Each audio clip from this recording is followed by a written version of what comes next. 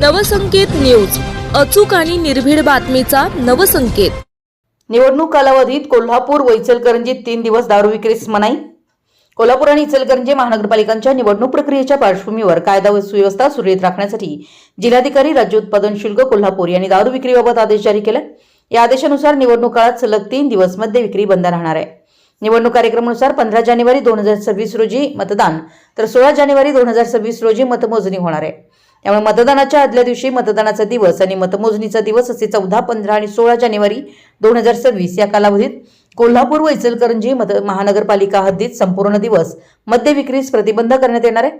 हा निर्णय महाराष्ट्र दारूबंदी अधिनियम 1949 च्या कलम 142 अंतर्गत घेण्यात आला असून या कालावधीत मद्य व ताडी विक्रीसाठी शासनाकडून मंजूर केलेले सर्व घाऊक व किरकोळ परवाने तात्पुरत्या स्वरूपात बंद राहणार आहेत।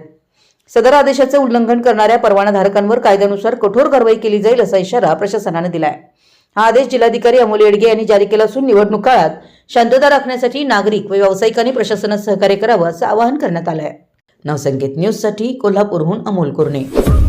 आपल्या परिसरातील महत्त्वाच्या बातम्या पाहण्यासाठी आमच्या नवसंकेत न्यूज चॅनलला YouTube वर सबस्क्राइब करा आणि बेल आयकॉन प्रेस करा।